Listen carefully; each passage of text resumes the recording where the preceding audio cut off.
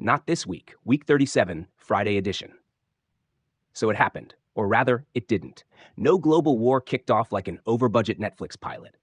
The Amazon rainforest didn't transform into a desolate lunar landscape. Your phone didn't suddenly light up with a government-mandated newsfeed written by robots. And Twitter? Still a mess, but not a ministry of truth. Analysts panicked, influencers speculated, doomsday memes stocked up on canned beans and duct tape, and yet somehow, against every model, prediction, and newsletter screaming at you to brace for impact, the world just kept going. Boring? Maybe. Relieving? Absolutely. Suspicious? Oh, very. And that, dear friends, is this edition, the week where nothing went wrong, and that's exactly why it matters. Where we dive into the non-events, the catastrophes that ghosted, the disasters that flopped, the apocalypses that no-showed like unreliable Tinder dates. This edition is about the world not unraveling. We'll talk about the wars that refused to start, the rainforest that stubbornly stayed alive, the tech takeover that fizzled out, and the strange discomfort we feel when the news is calm. Because nothing happening? That's not just boring background noise. It's the hidden soundtrack of survival. And tonight, we're unpacking why that's more radical and hilarious than the chaos we're used to. So buckle in, because silence, as it turns out, might be the loudest story of them all. The war that forgot to start. The headlines told us to brace. Analysts waved charts. Satellite images circled tanks and ships like red pen teachers grading badly written homework. The doom was scheduled. War was coming. Think tanks cashed in with glossy reports. Pundits foamed at the mouth on talk shows. Your neighbor's cousin shared a TikTok thread that explained convincingly that World War III would kick off before Friday brunch. People stocked water, survival kits, and probably a bunker or two. And then, nothing. No missiles, no artillery, no eerie cinematic blackouts. Just leaders shaking fists, posting vague threats on Twitter, and then, apparently, hitting snooze on Armageddon. It's like every general, diplomat, and defense minister woke up, saw their calendars full of stark global conflict reminders, and collectively said, "Not today. I've got golf." Now, sure, there were naval drills, aggressive speeches, and lots of deep concern from men in suits. But the thing is, war didn't happen. Why does that matter? Because it means people still calculate loss. Leaders still fear the bad PR of sending young people into meat grinders. Economies still value trade over rubble. And maybe, just maybe, nobody actually wants to be the villain in a documentary narrated by Morgan Freeman about how civilization ended. What we learned? That war sometimes needs hype to sell, and without the right marketing budget, it doesn't launch. And hey, peace, however accidental, looks good on us. The Amazon that didn't die. If you believe the forecasts, the Amazon should have been gone by now. A memory, a giant hole in the ozone's obituary. Scientists told us this is it. The lungs of the planet are collapsing. Celebrities held candlelit fundraisers. Instagram reels played sad violin music over shots of burning trees. And climate newsletters screamed, "Say goodbye to oxygen." But satellite photos came back this edition with a different vibe. Trees? Still standing. Animals? Still running around. Rivers? Still flowing. Oxygen? Still free with every breath.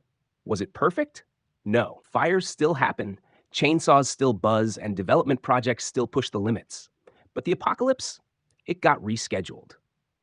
Maybe global pressure forced governments to clamp down. Maybe rainfall patterns played nice.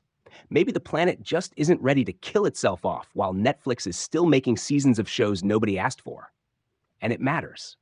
Because every tree not cut down, every river not poisoned, every jaguar not turned into a sad cautionary meme, that's resilience.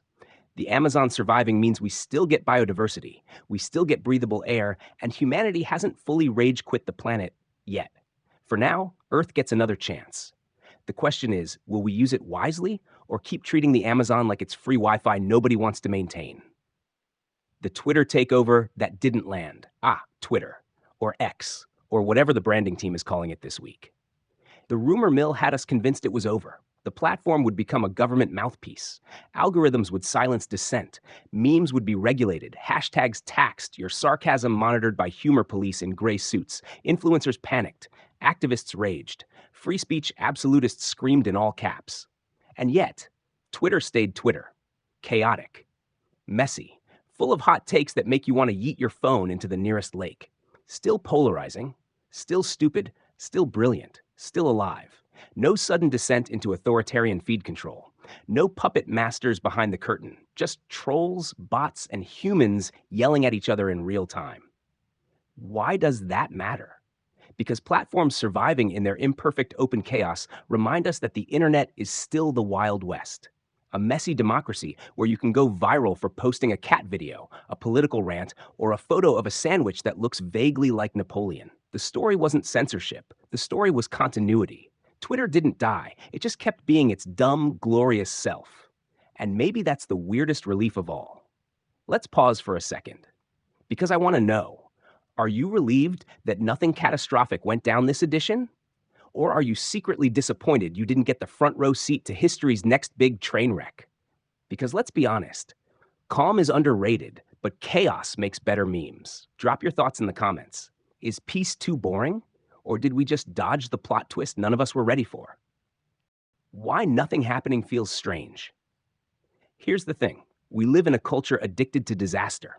Doom scrolling is our cardio. Headlines are written to terrify. Algorithms are optimized for outrage, so when nothing explodes, forests remain upright and wars don't begin. It feels off. Like we've been cheated out of the adrenaline hit we didn't realize we were hooked on. But here's the truth. Nothing happening isn't emptiness. It's stability. It's fragile agreements holding. It's ecosystems bouncing back. It's platforms staying stupid instead of sinister. And we don't know how to celebrate that because it doesn't trend. Peace Prevails doesn't make the front page, but World Ending, Film at 11 does. So nothing happening? That's the story. The quiet, unclickable, unsexy miracle of survival. And maybe we should treat calm less like a letdown and more like the victory lap it really is. The experts were wrong. Again, this was supposed to be it. Collapse, disaster, endgame. Every graph pointed down. Every model screamed red alert. Every op-ed said brace for impact. But humanity did what it does best. Adapt, swerve, survive. Does that mean the experts were useless? Not exactly, but it does mean reality is messier than models. People negotiate, nature surprises, leaders hedge their bets, and doomsday predictions don't always pan out. Maybe that's a lesson in humility. Our species is chaotic, but also stubborn. Systems wobble, but they don't always fall. And sometimes the most revolutionary thing is just holding it together. The experts cried wolf, and for once, the wolf ghosted. And that's worth celebrating, quietly, cautiously, but with a smirk. So this edition, the war didn't start, the Amazon didn't die, Twitter didn't collapse, and the world, against all odds, didn't implode. Calm isn't trending, stability doesn't go viral, but it's still the reason you woke up this morning with a planet beneath your feet instead of rubble. So here's my challenge. Appreciate the quiet, because one day when chaos actually does break through, you'll miss the weeks that felt boring. Drop your thought. Which non-event are you most relieved about? Or which apocalypse did you secretly wish for, just to spice things up? Like, comment, share, and subscribe for more nothing. Because here at Not This Week, we're dedicated to bringing you the stories that didn't happen but still matter. This has been Not This Week, Week 337, Friday edition. And remember, sometimes the biggest story is that everything is still standing.